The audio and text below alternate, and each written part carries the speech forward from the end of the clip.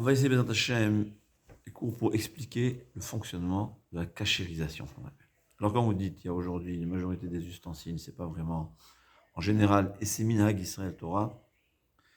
La Gemara dit, celui qui peut, c'est la Gemara. Celui qui peut, il faut acheter tout neuf à Pessah. Enfin, pas neuf chaque Pessah, c'est-à-dire des ustensiles seulement de Pessah. Mais si on ne peut pas, on va cachériser. Aujourd'hui, on va le faire, mais il y a ce qu'on ne peut pas. Celui qui peut, il va refaire sa cuisine. Hein? Comment cachériser? Alors d'abord, il faut savoir une chose. Dans le cachot de Pessah, il y a ce qui est le din et ce qui est le minhag. Pessah, on a beaucoup de chumrot. Am Israël a toujours cette habitude de rajouter au-delà. Pourquoi? Parce qu'il y a une mitzvah de ushmartem. Faites attention. C'est sûr que c'est une mitzvah assez explicite dans la Torah, qui vaut mieux. On va ushmartem et tamasot. Garde. Comment tu gardes? Plus tu gardes, mieux c'est. Il y a le minimum, il y a le maximum. Il n'y a pas de maximum. Comment garder quelque chose protégé? Tu peux mettre une protection, 2 protections, 5 protections, 18 protections. Donc c'est une mitzvah, c'est ce que Torah nous dit. Fais ce que tu peux. Mais c'est toujours bien de savoir c'est quoi la halacha, c'est quoi le minhag, et c'est quoi ce qui est l'idéal. Quand il s'agit de cachériser, il y a 2 choses à savoir. Premièrement, les Sfaradim, on va d'après la majorité de l'utilisation. Shonara Bel Bet Yosef, il nous dit, par exemple, quelque chose que j'utilise de temps à autre à chaud, mais en général à froid, d'après le Bet Yosef, on va juste nettoyer. Alors que d'après le Rama, il suffit que rarement on l'utilise à chaud, pour qu'il faudra pour le cachériser, c'est à chaud. Donc pour les Ashkenazim, c'est plus problématique de cachériser.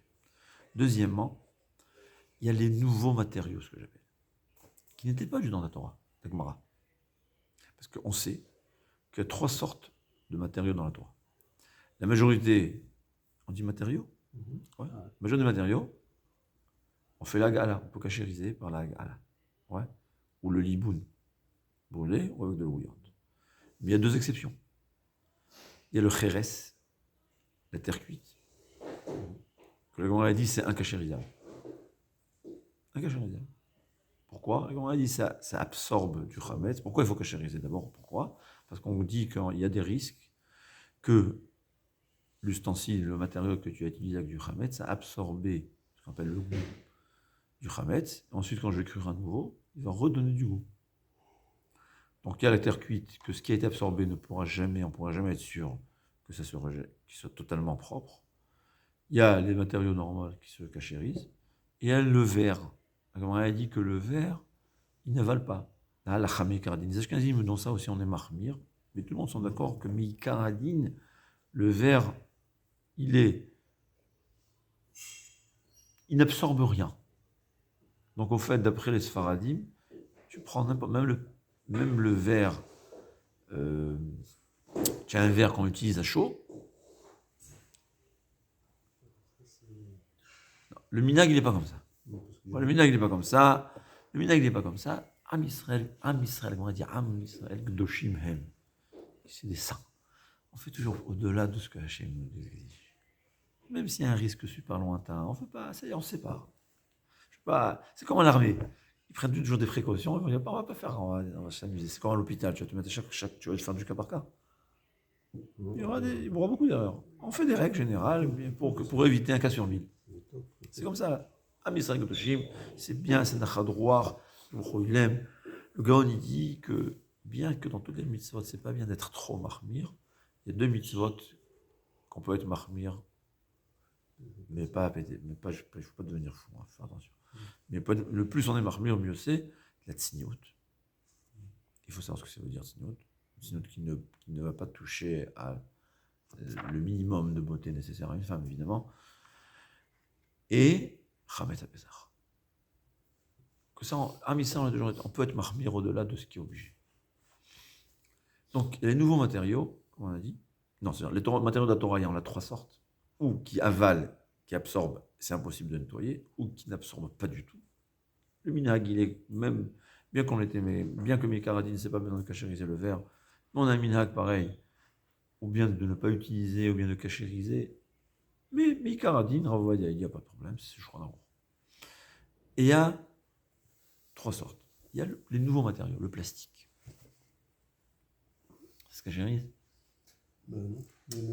Machloket, mais beaucoup de poskim. Moi, je ressens que c'est ce que je ne pas. On a l'impression qu'il y a toujours ça reste. Mais concrètement parlant, il y a des poskim. La majorité des poskim, ils pensent qu'on peut, oui, cachériser.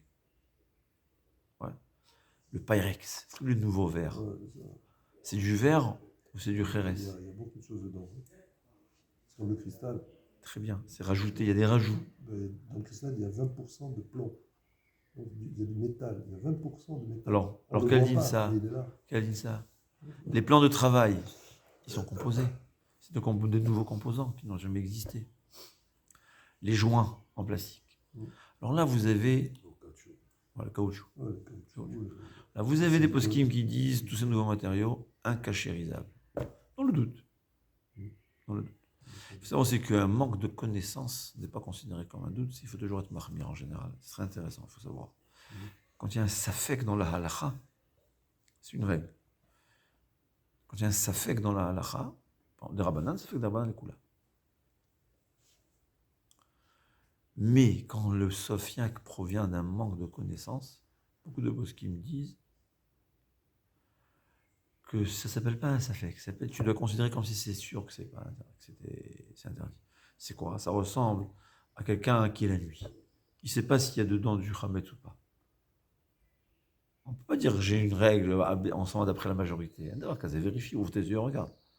Donc, ce qu'il y a qui pense qu'un safek pareil, un doute pareil, on appelle ça chisaron ayedi'a, un manque de connaissance.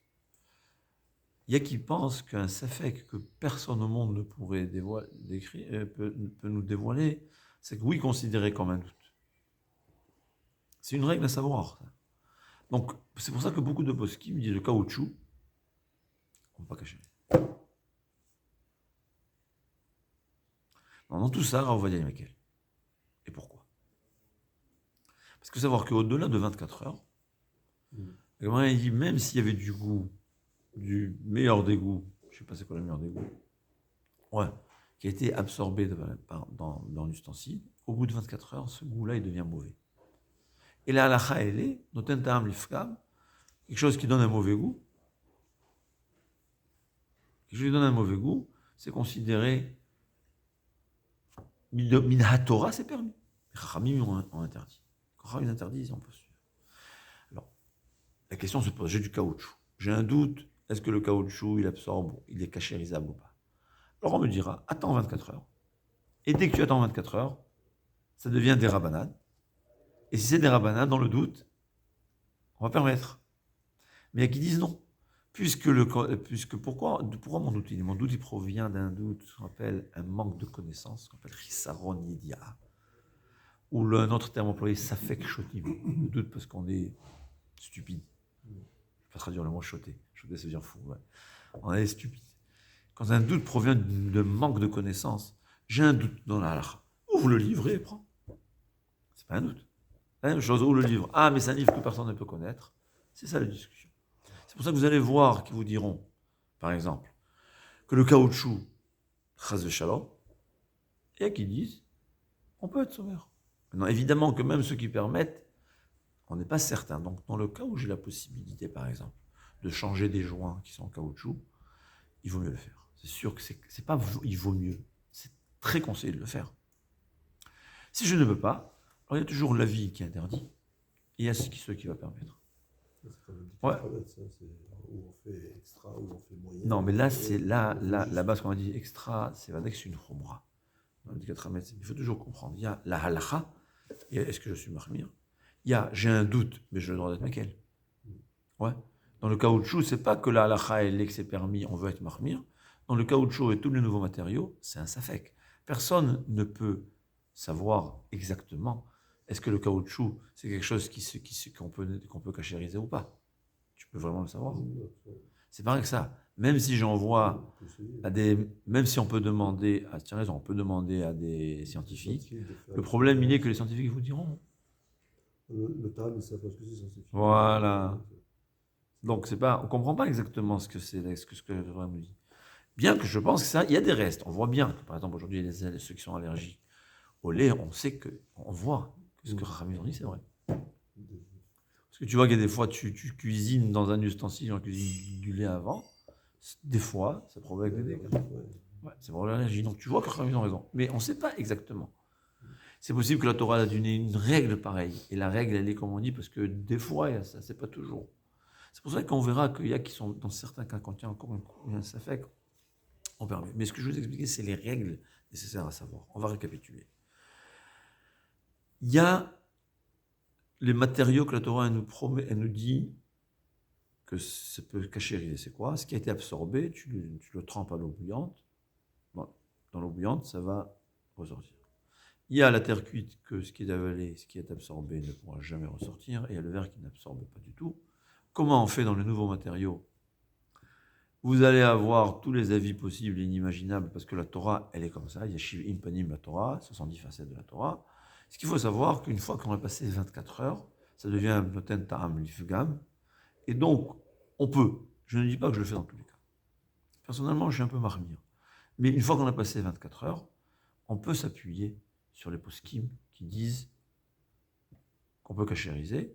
Évidemment, dans tous ces cas-là, puisque c'est un safek, surtout quand il s'agit de Pessah, de Chametz, qu'à Israël, on a cette habitude d'être marmire, et ça fait plaisir à Kadosh Baruch Hu d'être marmire, quand on est marmire. De plus, on sait très bien, comme dit le Harizal, plus on fait attention au Chametz à Pessah, plus pendant l'année, le Tzahara, il va nous embêter un peu moins. Alors ça vaut la peine d'investir 7 jours pour que ensuite 358 jours, 357 jours, le Sahara il nous laisse un peu moins, un peu plus tranquille. Ça vaut la peine. Il faut savoir. Mais la halakha, on peut s'appuyer sur ce. En général, ce qu'on va enseigner la halakha pour tous les nouveaux matériaux. On va commencer, si on a le temps, le plan de travail. Non, je pense pas qu'on va d'accord.